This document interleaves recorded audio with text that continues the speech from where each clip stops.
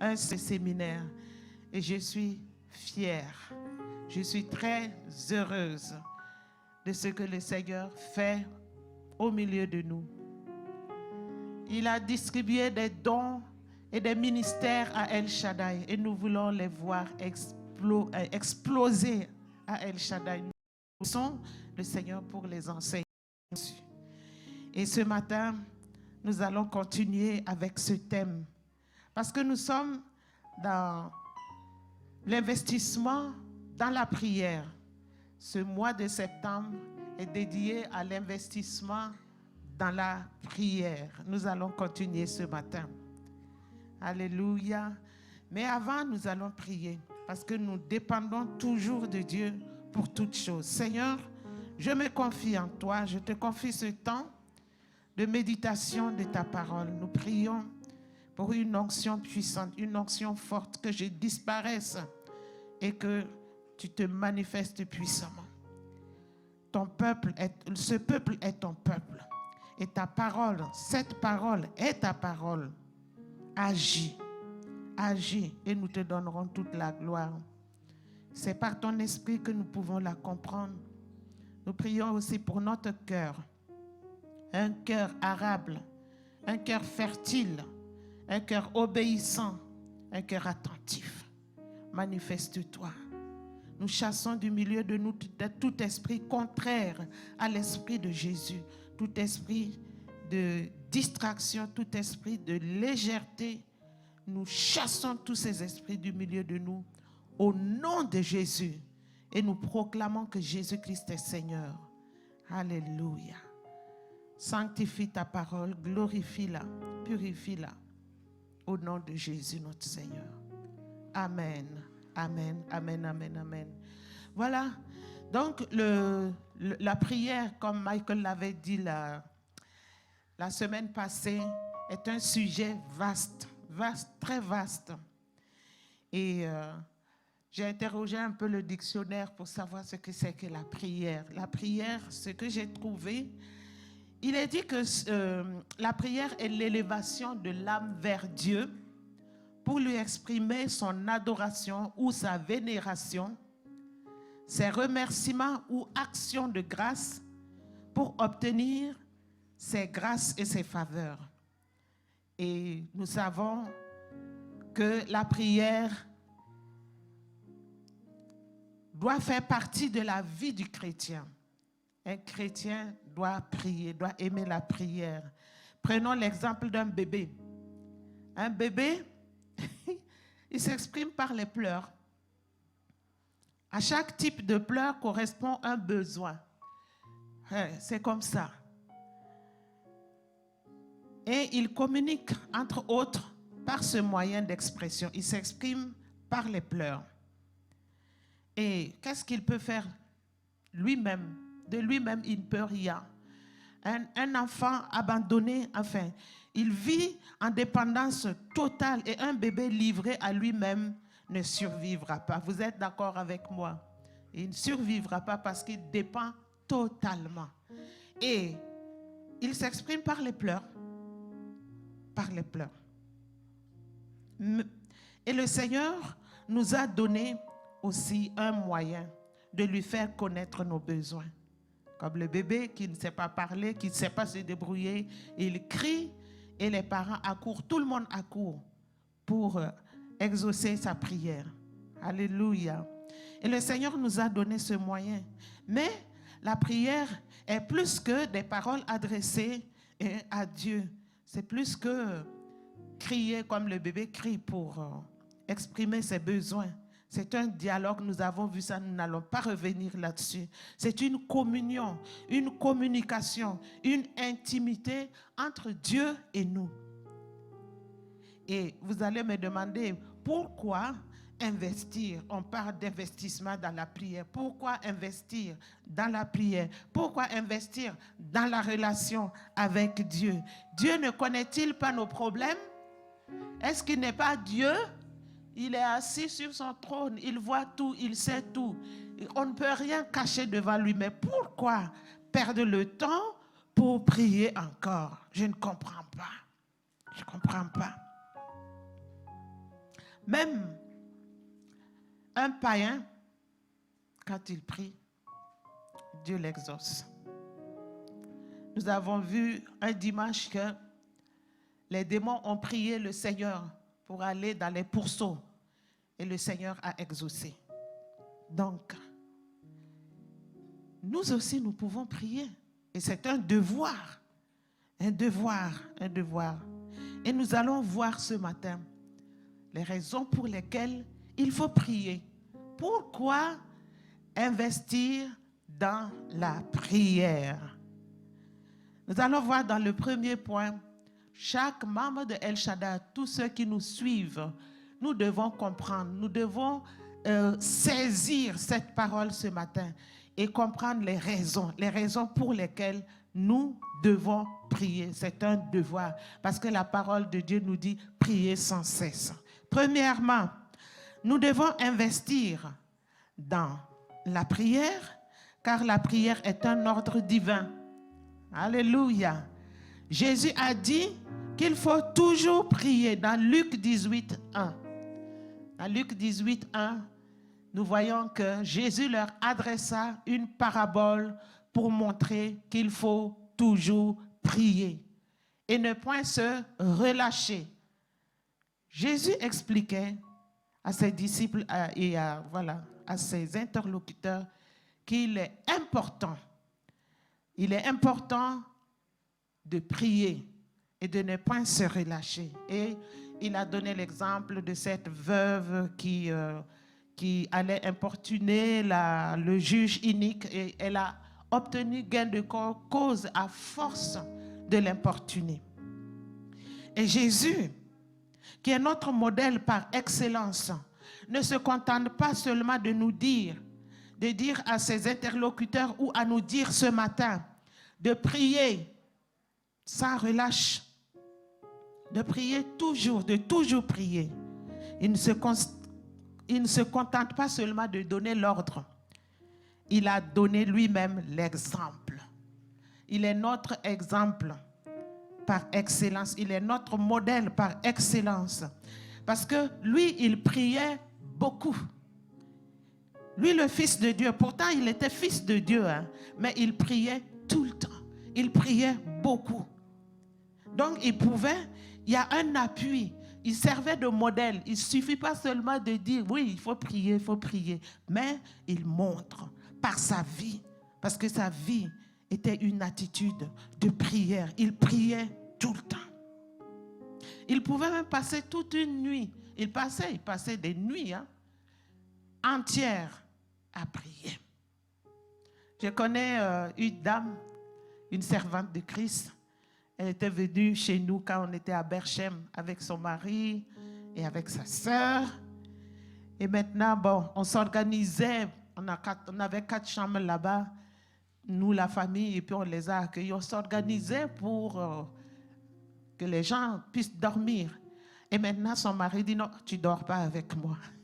Elle va chez sa sœur. Sa sœur dit, non, tu ne dors pas avec moi parce qu'on te connaît. Tu vas passer toute la nuit à prier, tu vas nous déranger.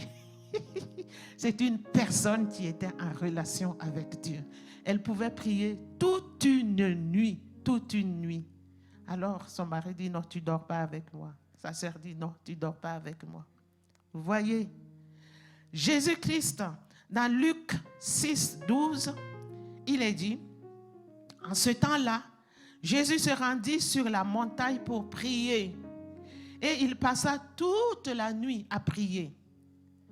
Et Marc 6, 46 à 48 aussi nous dit, quand il eut renvoyé la foule, qu'il a nourri, parce qu'il avait compassion de la foule, il a multiplié les pains et le poisson, les gens ont mangé et ils pouvaient partir. Il s'en alla sur la montagne pour prier. Le soir venu, la barque était au milieu de la mer et Jésus était seul à terre. Il avait ordonné à ses disciples de le devancer, d'aller dans la barque. Et lui, il était à la montagne pour prier. Et il vit qu'ils avaient beaucoup de peine à ramer, car le vent leur était contraire. À la 4e veille de la nuit environ, il alla vers eux, marchant sur la mer, et il voulait les dépasser. Ce qui veut dire qu'il priait toute la nuit. Ici aussi, il priait toute la nuit. Mais comme il priait, dans la prière, il a reçu la révélation que les disciples étaient en difficulté. Comment il a su? Il était à terre, sur terre, et les disciples étaient au milieu de la mer. Comment il a su qu'ils avaient des difficultés? C'est parce qu'il était en intimité avec son Père. Il a reçu la révélation. Vous savez, quand vous priez, quand vous développez la vie de prière, vous recevrez des révélations. Dieu va vous parler, tout comme le Seigneur. C'est pour cela que le Seigneur a dit à ses disciples, priez sans cesse, priez tout le temps. Et il était un modèle. Alléluia. Donc, c'était entre 3h et 6h qu'il est venu. Il a interrompu son temps de prière pour venir à la rescousse. Parce qu'il ne voulait pas que ses disciples se noient. Il est venu les sauver. La prière est le moment propice pour recevoir des révélations. Jésus aimait prier pour connaître la volonté de Dieu. Il faut prier tout le temps pour connaître la volonté de Dieu. Comme Jésus, notre modèle par excellence, il priait pour connaître la volonté de son Père. Notez bien, son Père. Avant toute action, il priait. Même pour le choix de ses disciples, il a prié avant d'aller choisir les disciples pour connaître la volonté de son Père. Qui choisit? Alléluia. On peut le voir dans Luc 6, versets 12 à 13. Il est dit, en ce temps-là, Jésus se rendit sur la montagne pour prier. Michael nous a dit, il a détaillé cela. Il faut aller en intimité, seul à seul avec le Seigneur, avec notre Dieu pour prier. Enfermons-nous dans notre chambre. Ça peut être dans notre voiture, ça peut être dans la cuisine, ça peut être partout où nous sommes seuls avec le Seigneur. Cela n'exclut pas la prière en public, la prière en commun. Mais ici, Jésus donne aussi l'exemple. Il montait à la montagne pour prier. Et en ce temps-là, Jésus se rendit sur la montagne pour prier et il passa toute la nuit à prier Dieu. Quand le jour parut, il appela ses disciples et il en choisit 12 auxquels il donna le nom d'apôtres. Le choix des apôtres est issu d'une prière. Il était en profonde intimité avec son Père. Son Père, son Père. Et la prière pour lui était un style de vie. Et en tant que modèle par excellence, il apprend à ses disciples à prier. Parce que les disciples lui ont demandé de leur apprendre comment prier. Et il prend son modèle à lui de prière. Il dit à ses disciples, lorsque vous priez, il faut dire notre Père. Matthieu 6, verset 9. Notre Père. Parce que lui, il parlait toujours à son Père. Et quand il veut parler de lui-même par rapport à son Père, il ne disait jamais notre Père. Il disait mon Père. Il disait tout le temps mon Père. Parce qu'il y a une intimité. Et il voulait aussi que les disciples fassent la même chose. Quand vous allez dans sa présence, dites notre Père. Notre Père. C'était pour les entraîner dans la même profondeur de l'intimité avec leur Père. Alléluia. Vous voyez, à la croix, Jésus n'a pas dit « Père, Père, pourquoi m'as-tu abandonné ?» C'était tellement dur, il ne comprenait pas. La notion de Père est passée à côté. Il a dit « Mon Dieu, pourquoi m'as-tu abandonné ?» Alléluia. Mais ici, les disciples devaient apprendre à dire aussi « Mon Père, notre Père, notre Père. » Alléluia. Tu as un Père céleste, un Père qui est commun, notre Père. Alléluia. Il était dans une relation filiale et il a voulu aussi conduire ses disciples dans cette relation filiale. Et Galates 4, 6 nous dit que nous aussi, nous devons profiter de cette relation filiale. Pourquoi? Il est dit, et parce que vous êtes fils, Dieu a envoyé dans nos cœurs l'esprit de son Fils par lequel crie Abba Père.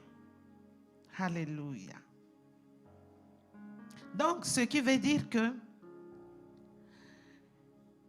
nous, ou les disciples, il parlait à ses disciples en ce moment, il leur a dit que ils étaient fils. Ils étaient fils de Dieu. Donc, ils devaient bénéficier de tous les privilèges. Comme lui. Privilège de fils. Comme lui, il était fils de Dieu. Et l'esprit qui était sur lui, non seulement ils avaient l'identité de fils, et ils avaient aussi le même esprit qui était en Jésus-Christ. Donc, ils pouvaient comprendre aisément qu'ils peuvent s'adresser à Dieu par ce terme, notre Père. Il y a une relation entre Père et Fils, entre Fils et Père. Donc, quand nous entrons dans la présence de Dieu, sachant que nous allons devant notre Père, il est notre Papa, il nous aime beaucoup, il est un Père responsable, il nous écoute, à moins qu'il ne soit déréglé. Un père ne chasse jamais un enfant qui court vers lui. Il lui ouvre toujours les bras grands ouverts. Même s'il est en pleurs et dans n'importe quelle situation, même s'il a commis des bêtises et tout, il va lui ouvrir grand les cœurs. Et maintenant tirer les oreilles après s'il le veut. Alléluia. Dieu est notre Père. J'aimerais que quelqu'un se réjouisse au milieu de nous.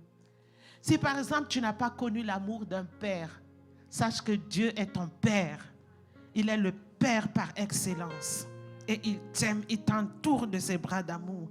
Alors, entre dans sa présence par la prière. Il te donne le moyen d'entrer en intimité avec lui par le moyen de la prière. C'est pour cela que Jésus dit, priez sans cesse. Alléluia. Alors, toutes les prières de Jésus étaient en relation avec sa mission. Donc, des prières dans la volonté de son Père. Des prières qui ne peuvent qu'être exaucées. Toutes les prières montées vers son Père étaient en relation avec sa mission. Parce que Dieu l'a envoyé pour une mission noble, une mission compliquée et difficile. Mais il priait pour réussir sa mission. Alléluia. Ce n'était pas une prière égoïstique, une prière qui était tournée vers la réussite de sa mission. Ça parle à quelqu'un ce matin? Ah, que Dieu soit glorifié. Le Seigneur cherche des personnes ce matin qui vont laisser leur vouloir s'accorder au vouloir de Dieu, comme notre Seigneur Jésus-Christ. Des personnes qui vont laisser leur vouloir s'accorder au vouloir de Dieu. Ce qui leur permettra de venir à bout de leur prière instinctive. Parfois, quand on dit de prier, c'est comme si on appuyait sur un bouton. On commence par les mêmes phrases qu'on a dites, prononcées hier ou bien depuis des années et on termine par le point. C'est comme ça. Des prières irréfléchies, des prières qui ne viennent même pas du fond de notre cœur. Ma petite sœur disait qu'elle connaît bien le type de prière de ma maison pour manger. Quand on demande à quelqu'un de ma maison de prier, c'est toujours comme ça. Bénis ce repas, papa, détruis toute source de maladie et pourvois aux besoins de ceux qui n'en ont pas, afin qu'ils puissent se réjouir comme nous autour d'une table. Point final. Toujours c'est comme ça. Donc elle a fait la remarque, on connaît le type de votre prière là, pour manger. Ça ne doit pas être comme ça. Parfois, il m'arrive d'oublier de prier ou il vous arrive de prier, d'oublier de prier avant de manger. Cela montre que ce n'est pas machinal. Il faut que ça vienne du fond de votre cœur. Alors, si votre volonté s'accorde à la volonté de Dieu, vous allez voir que vos prières ne vont plus être instinctives. Et vous allez passer à des prières inspirées qui viennent vraiment du fond de votre cœur. Je disais tantôt que, oui, vous pouvez me dire que, oui, le païen, lui, quand il peut prier et puis Dieu va l'exaucer, il n'a aucune intimité avec Dieu. Mais pourtant, Dieu exauce sa prière. Mais ce n'est pas la même chose. Ce n'est pas la même chose. Lui, il est païen. Il reçoit ponctuellement son exaucement et c'est fini. Il est perdu, il n'a aucune relation avec son Père. Mais pour nous, nous devons développer notre intimité avec Dieu.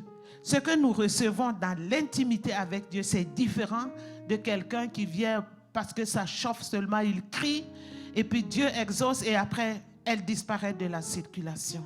On a des avantages à rester dans l'intimité avec notre Dieu. Il n'y a pas de comparaison. Alléluia.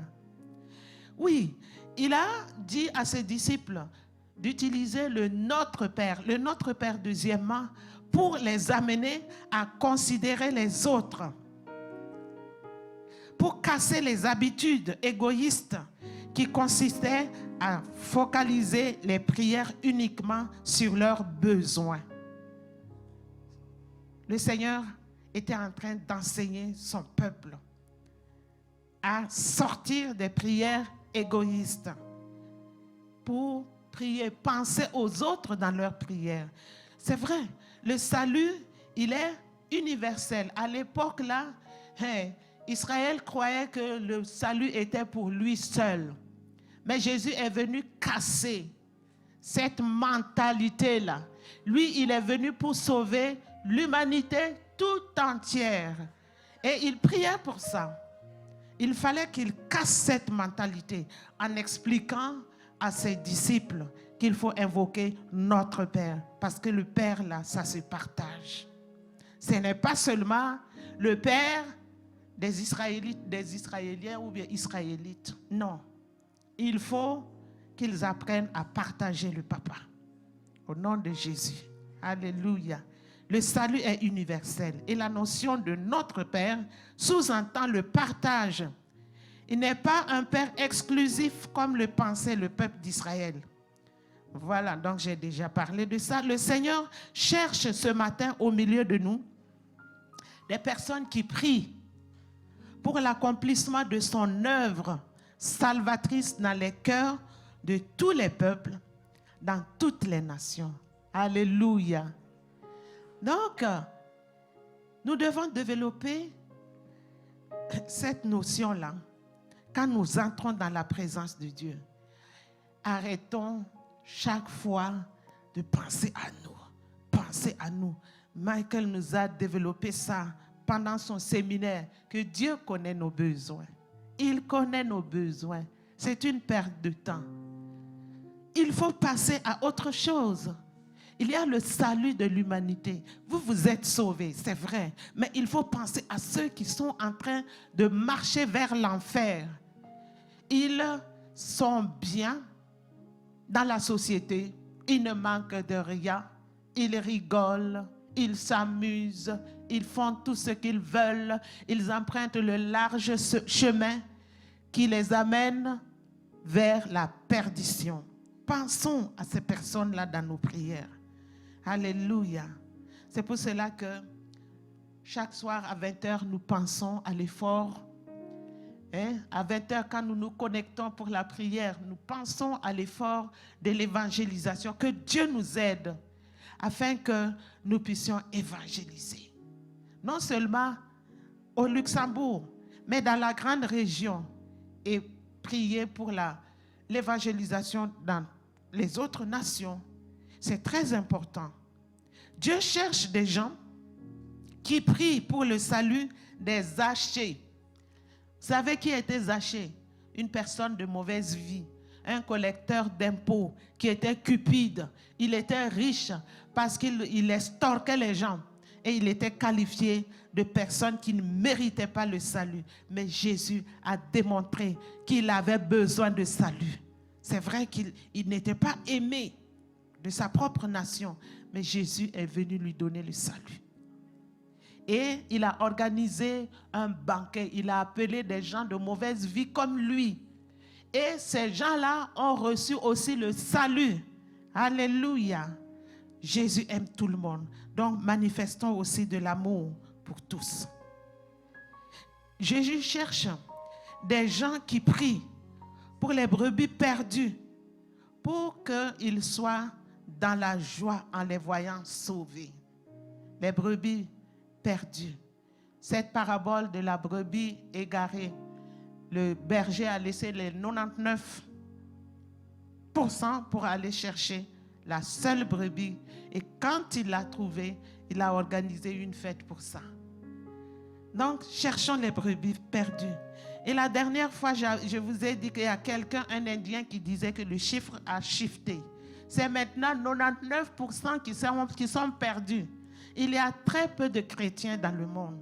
Donc, veillons à cela. Prions pour que les brebis perdues soient sauvées. Prions aussi. Le Seigneur cherche des gens qui prient pour les drachmes perdus. C'est de l'argent. Il y a de la joie dans le ciel lorsque une seule âme est sauvée. Cette femme a perdu une petite pièce. Elle l'a cherché jusqu'à ce qu'elle l'a trouvée. Et c'était aussi une fête avec ses voisines parce qu'elle a trouvé la petite pièce qui était perdue. À plus forte raison, notre Seigneur ne sera-t-il pas dans la joie? Alléluia. Et le Seigneur a dit à ses disciples de dire notre Père parce qu'il veut les amener à être animés de prières de compassion pour les souffrances d'autrui. Les souffrances d'autrui. Pour soulager les maux de son peuple. Si nous regardons autour de nous, il y a des gens qui sont en souffrance. Et le Seigneur cherche des personnes qui prient pour soulager les maux de son peuple. Il s'agit de quoi? Il y a des personnes qui sont sourdes, qui ont besoin de délivrance. Jésus a guéri cette personne qui était sourde, muette là. Jésus a prononcé, il a levé ses regards vers le ciel, il a soupiré pour lui, il a prié et ce jeune homme a reçu l'entendement, il pouvait entendre. Donc prions pour les malades, ceux qui sont estropiés, ceux qui sont malades. Il y a des malades, beaucoup de malades. Alléluia, regardons. Pour les sourds, il y a un chant qui dit que les sourds entendent, les aveugles voient et tout cela. Il faut que ça passe par nous. Le Seigneur cherche des personnes qui sont animées de compassion, qui prient pour que les situations changent. Alléluia. Dans Marc 7, 32 à 34, il est dit, on lui amena un sourd qui avait de la difficulté à parler et on le pria de lui imposer les mains, comme nous faisons chaque dimanche, chaque vendredi. Il le prit à part, loin de la foule, lui mit les doigts dans ses oreilles et lui toucha la langue avec sa propre salive. Puis, levant les yeux au ciel, il soupira et dit « Ephata », c'est-à-dire « ouvre-toi ». Et les oreilles se sont ouvertes. Il nous a donné la même capacité de le faire. Nous pouvons guérir aussi les malades, les infirmités, provoquant naturellement des actions de grâce. Des actions de grâce.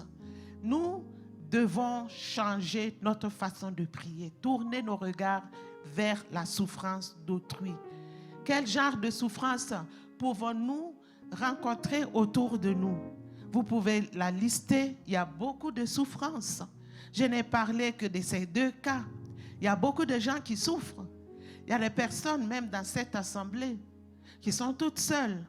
Des enfants livrés à eux-mêmes, qui ont besoin de soins parentaux. Ah oui, Il y a toutes sortes de situations autour de nous. Il faut seulement que nous ayons les yeux ouverts et que nous soyons animés de compassion. Oui. Dieu cherche des gens qui prient pour le pardon des péchés des persécuteurs, pour ceux qui les maudissent. Vous savez, on a facile à critiquer, à maudire en retour les personnes qui nous maudissent et à persécuter en retour.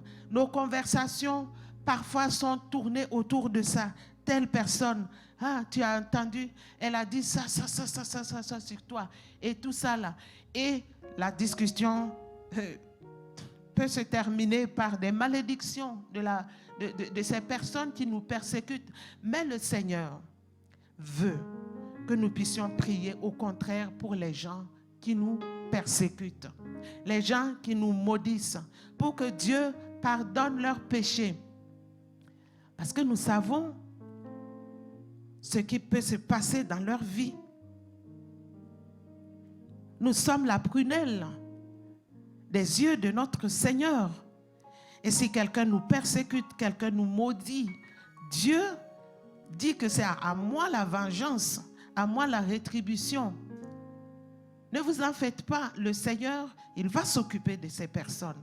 Mais comme nous les aimons, nous ne voulons pas que Dieu leur fasse du mal. Nous prions que Dieu leur pardonne. Et c'est ça, la notion de Père. Si tu sais que Dieu est votre Père, tu vas prier pour ceux qui te persécutent. Parce que ce sont tes frères aussi. Alléluia. Dans nos familles, nous n'allons pas vouloir le mal de nos frères qui sont sortis du même sein. Et voilà, même père, même mère. C'est la même chose, la famille de Dieu. C'est la vraie famille qui va durer éternellement parce que nous allons passer l'éternité ensemble. On peut ne pas passer l'éternité avec notre frère de même sang. Mais en tant que frères et sœurs, nous avons à passer l'éternité ensemble. Alléluia. Il dit de prier notre Père pour amener ses disciples à prier pour ceux qui exercent des ministères. Parce que Jésus lui-même a prié pour le ministère de ses apôtres.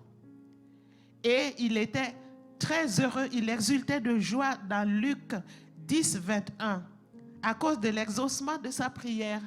Ah, il est dit, en ce moment même, Jésus tressaillit de joie par le Saint-Esprit. Et il dit, je te loue, Père, Seigneur du ciel et de la terre, de ce que tu as caché ces choses aux sages et aux intelligents, et de ce que tu les as révélées aux enfants.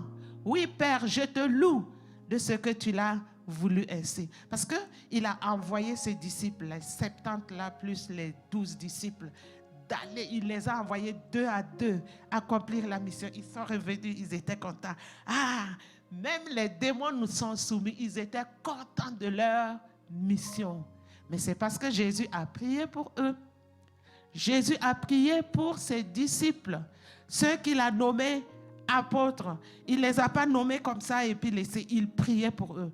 Même Pierre, Jésus a prié pour Pierre, qu'il avait renié tout ça.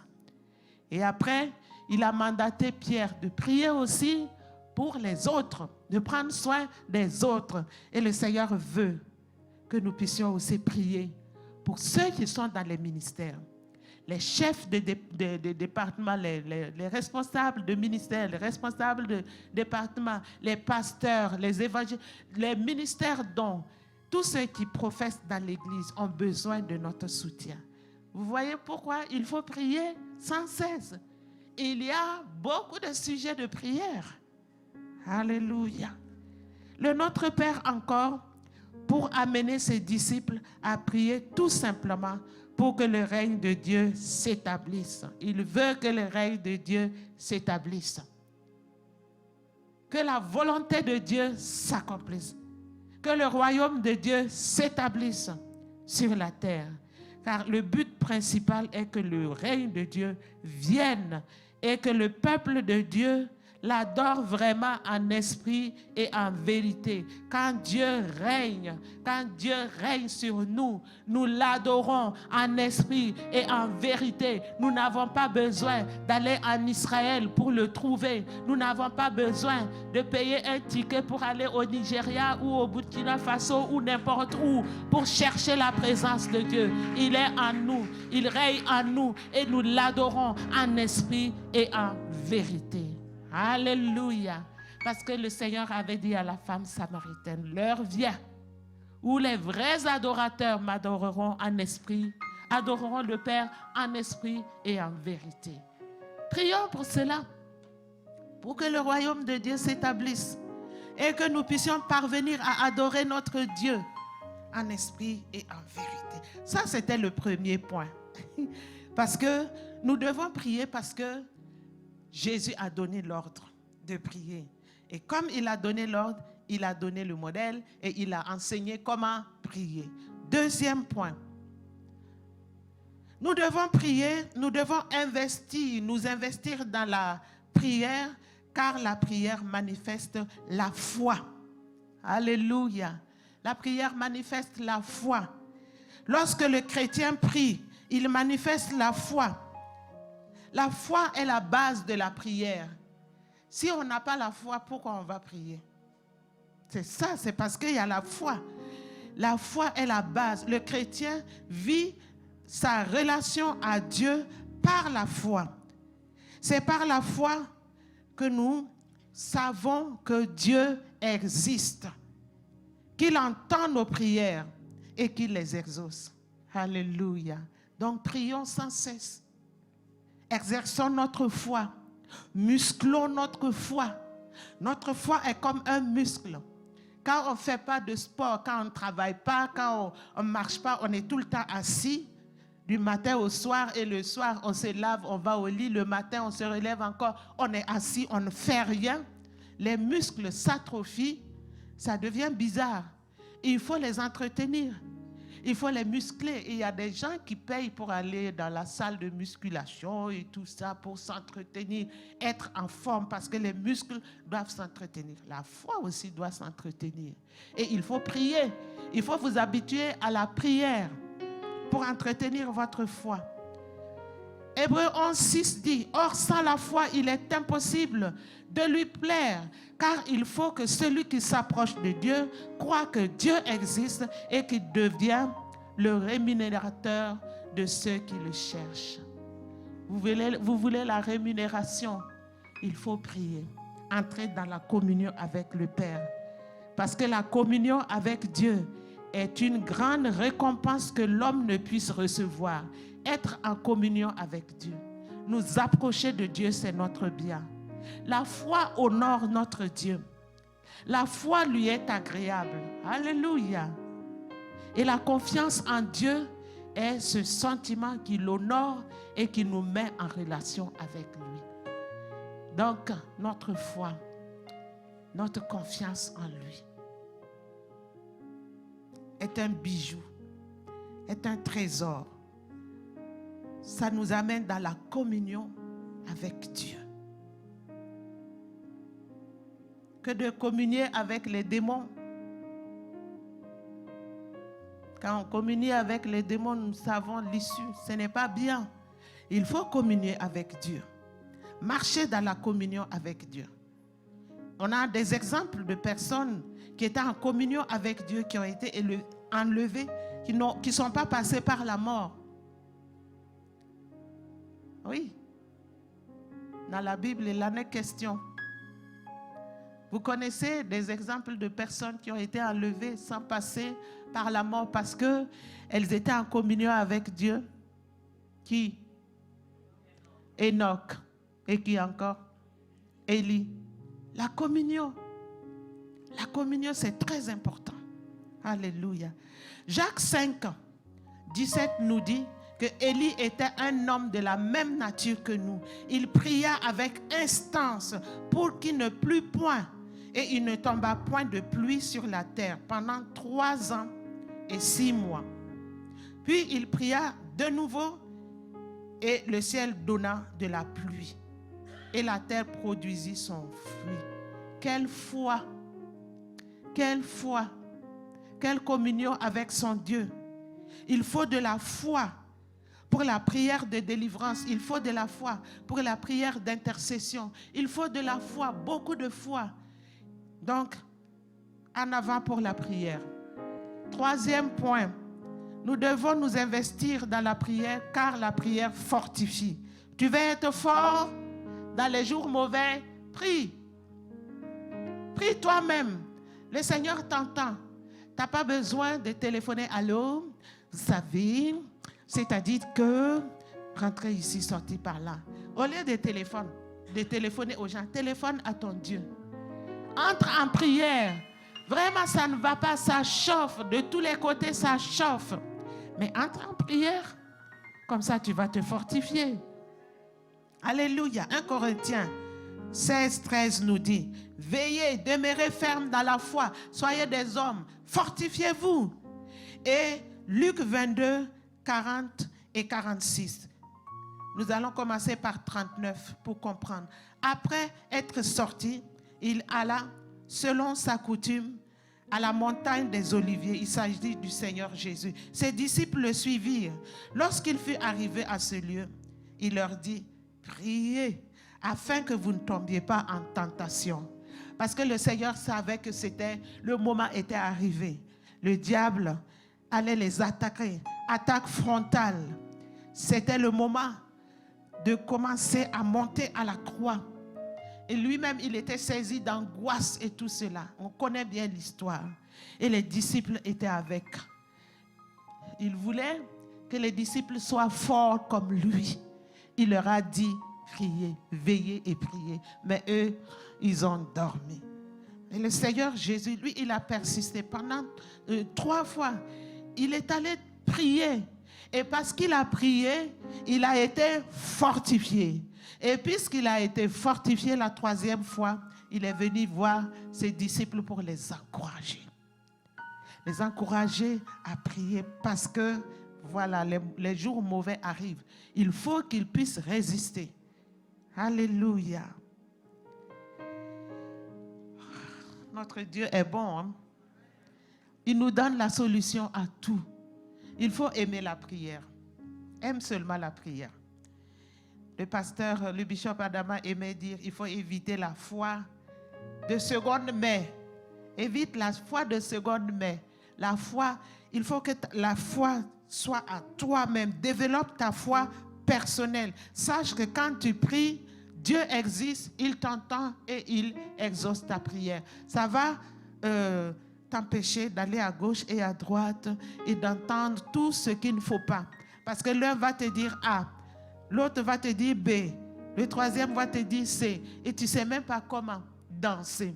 Est-ce qu'il faut faire comme A, faire comme B, faire comme C, tu ne sais pas. Et tu es perdant dans tout ça. Alors que si tu rentres en intimité avec ton Dieu, il va te parler. Il va t'exaucer clairement. Et c'est par conviction personnelle. Ou bien il peut te parler audiblement. Ou au travers de la lecture de la parole de Dieu. Ou au travers de la prédication comme maintenant. Développe cette intimité avec Dieu. C'est pour cela, priez sans cesse, le Seigneur a dit. Alléluia.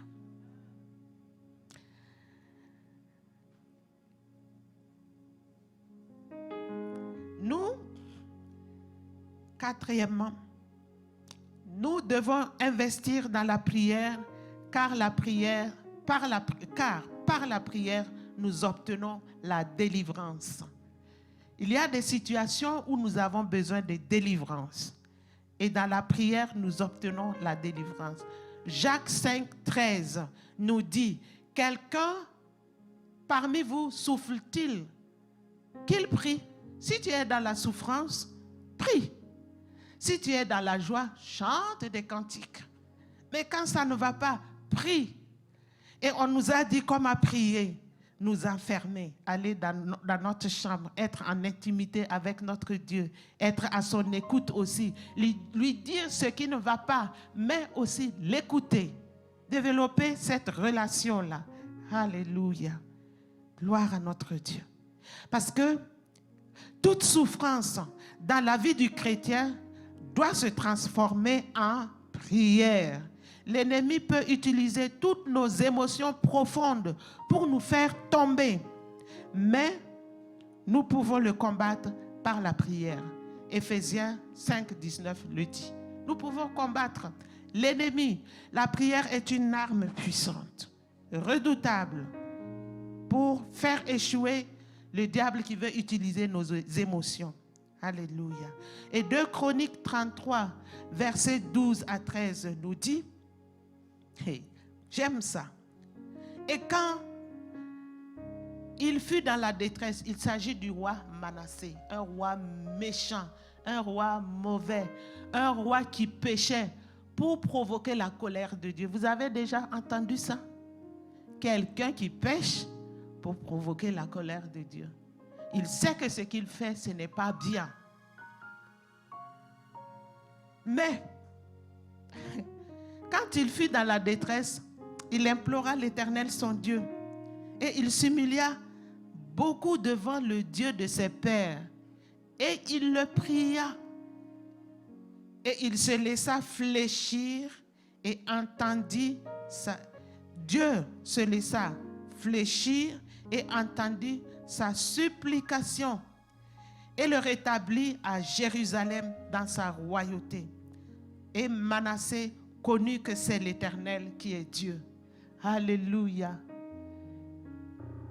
Dans n'importe quelle situation, quand tu t'humilies dans la prière, Dieu t'entend. Même si tu es comme Manassé, il suffit de prier, de t'humilier comme lui. Parce qu'il a entendu le prophète, il s'est laissé enseigner et il s'est humilié dans la présence de Dieu. Et Dieu l'a laissé tranquille, Dieu l'a rétabli dans sa royauté. Psaume 50, verset 15. Psaume 50, verset 15. On commence par le verset 14 pour bien comprendre. Offre à Dieu la louange en sacrifice et accomplis tes vœux envers le Très-Haut. Et le verset 15 qui nous intéresse. Invoque-moi au jour de ta détresse, je te délivrerai et tu me glorifieras. Donc nous avons des raisons de prier tout le temps. Prier sans cesse. Dans la détresse, développons le réflexe de la prière. Devant n'importe quelle situation, on doit automatiquement prier. Je me rappelle ce conseil de ma maman. La veille de notre mariage, maman nous a dit, quand vous allez vous trouver devant une situation compliquée et difficile, la première des choses, c'est de vous mettre à genoux devant le Père. Priez. Par exemple, vous êtes malade ou un enfant est malade. La première des choses, c'est de prier. Avant d'aller à l'hôpital, confiez-vous à Dieu, en Dieu, pour n'importe quelle situation. Et je bénis le Seigneur pour la maman que j'ai eue, de très bons conseils qui m'ont accompagné. Le réflexe de la prière. Et nous allons terminer avec le 5e point. Nous devons investir dans la prière, car la prière ouvre les prisons. Est-ce que tu te trouves comme dans une prison? Quand on est dans une prison, on est privé de liberté. On peut avoir à manger, on peut avoir le téléviseur, on peut avoir tout ce qu'on veut dans la chambre. Mais comme on est dans une cellule, on ne peut pas sortir, on ne peut pas aller au marché, on ne peut pas aller au cinéma, on ne peut pas aller à l'église comme on veut, on ne peut pas voyager, on est privé de liberté. Même si tu te trouves dans cette situation, la prière ouvre les prisons. Alléluia. Si tu connais quelqu'un qui est comme dans cette situation, prie pour cette personne, pour qu'elle soit délivrée. On connaît l'histoire de Pierre, non? Pierre qui avait été arrêté, qui était en prison. Qu'est-ce que l'Église a fait? L'Église qui était réunie chez Jean-Marc, a prié. pour Pierre. Et l'ange est venu ouvrir la prison. Et Pierre est sorti de la prison. Il pensait qu'il avait une vision, il était en train de rêver, mais c'était la réalité. Il est sorti de la prison. Et quand l'ange l'a quitté au milieu de la route quelque part, il est entré en lui-même. Il s'est vu vraiment dehors. Il n'était plus en prison. Et il est allé toquer la porte là où les gens priaient pour lui. Voilà. Vous voyez, Dieu ouvre les prisons. Quand nous nous mettons à genoux, nous pouvons délivrer quelqu'un de la prison. La vraie prison là, la vraie. Tu connais quelqu'un qui est dans la vraie prison. On dit, voilà, sentence, 7 ans de prison, 14 ans de prison, combien d'années de prison? La prière peut faire sortir cette personne-là avant le temps. Et si c'est une prison spirituelle, n'importe quelle prison, le sang de Jésus est encore puissant pour apporter la délivrance. Alléluia. Voilà, le Seigneur nous a parlé aujourd'hui. Il cherche des gens qui s'investissent dans la prière. Parce que l'enfant de Dieu authentique aura une vie de prière. Il l'aimera et l'entretiendra parce qu'il est enfant de Dieu.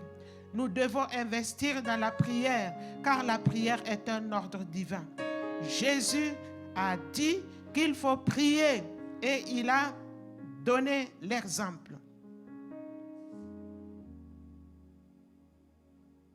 Pour lui, la prière est un style de vie et il veut aussi que nous puissions prier tout le temps. Il avait une intimité sans pareil avec son Père. C'est la même chose qu'il veut pour nous. Je prie que nous puissions exaucer sa prière aujourd'hui. C'est une prière que Dieu adresse à son peuple. Et je prie que cette prière soit exaucée par chacun de vous au nom de Jésus. Nous devons investir dans la prière car la prière manifeste la foi. Et nous voulons que nous soyons parmi ceux qui honorent Dieu par la foi. Parmi ceux qui sont agréables à Dieu à cause de notre foi. Nous devons prier parce que la prière fortifie. Je prie ce matin que nous soyons parmi ceux qui sont forts dans cette société où rien ne va. Tu vas à gauche, ça ne va pas. À droite, ça ne va pas. Devant, ça ne va pas. Derrière, ça ne va pas. Tu montes, ça ne va pas. Tu descends, ça ne va pas. Mais que nous soyons forts malgré tout ça à cause de la prière. Quatrièmement, nous devons investir dans la prière, car par la prière, nous obtenons la délivrance. Nous ne devons pas continuer à être enchaînés, à être liés, à être dans la prison. Alléluia. Vous savez, Paul et Silas priaient et chantaient les louanges de Dieu dans la prison. Et la même chose est arrivée là. Les portes de la prison se sont ouvertes. Et je prie que le message de ce matin soit exaucé, qu'il y ait une prière de Dieu soit exaucée par chacun de nous. Nous allons nous lever et prier. Prions ensemble. On va s'exercer à prier 2 à 2. Prie pour ton voisin. Prie pour ton voisin pour que le voisin exauce la prière de Dieu. Dieu veut que nous puissions prier sans cesse. Prions sans cesse à cause de toutes les raisons que nous avons vues. Prie pour ton voisin. Prie. Prie pour ton voisin. Alléluia.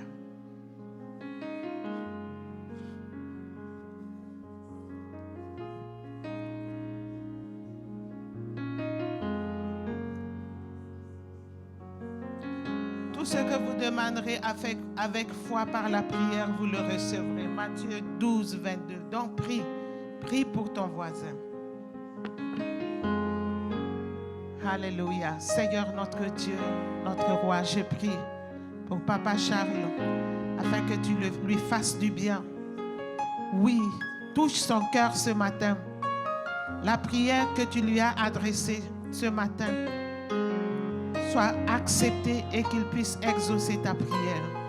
Tu cherches des personnes qui se mettent à prier sans cesse. Je prie qu'il puisse redoubler d'efforts dans sa prière. Pour toute chose qu'il puisse prier, pour toute situation qu'il puisse prier, pour toute décision, avant de prendre toute décision, qu'il prie. Que tu lui donnes la compassion pour prier pour les autres et ne pas se focaliser sur lui-même, mais développer la prière de compassion. Prier pour ceux qui sont tourmentés, pour ceux qui sont en difficulté, pour les âmes perdues, pour les serviteurs et les servantes de Dieu. Je prie que ta grâce soit manifeste dans sa vie et qu'il puisse chercher ta face. Chercher ta face, chercher ta face. Je prie pour chaque personne au milieu de nous. Je prie que cette grâce nous soit accordée au nom de Jésus. Parce que ton désir, c'est que chacun de nous parvienne à t'adorer en esprit et en vérité. Parce que tu es en nous, tu habites en nous. Nous n'avons pas besoin de nous déplacer pour aller à Jérusalem, pour aller en Afrique, pour aller aux États-Unis, pour aller n'importe où, pour chercher ta face. Nous pouvons communiquer avec toi, prier avec toi, parce que tu es en nous, tu habites en nous, ton esprit habite en nous, ton esprit nous parle. Seigneur notre Dieu, notre roi, conduis-nous dans cette dimension de relation avec toi. Au nom de Jésus-Christ notre Seigneur. Et permets-nous d'être un relais pour nos enfants, pour nos petits-enfants, qu'ils soient enseignés à développer une vie de prière malgré leur âge, qu'ils soient en communion avec toi, parce que c'est le bien le plus précieux qu'un homme puisse recevoir, être en communion avec le Père Tout-Puissant, le Dieu créateur du ciel et de la terre. Je te le demande au nom de Jésus. Gloire à toi et louange à toi. Aide-nous à trouver notre force en toi dans la prière, à trouver toute solution en toi dans la prière. Aide-nous, aide-nous, aide-nous. Que nos regards soient focalisés sur toi, tournés vers toi, cherchant ta face pour te faire connaître nos besoins avec supplication et avec action de grâce, pour que ta paix soit sur nous. Au nom de Jésus-Christ notre Seigneur. Aide-nous à laisser du temps, à te laisser du temps pour nous parler, parce qu'il est question de conversation, il est question d'intimité, il est question de relation entre toi et nous. Aide-nous à être moins bavards dans ta présence, mais que nous puissions t'écouter, parce que tu es un Dieu qui parle. Tu parles tantôt d'une manière, tantôt d'une autre.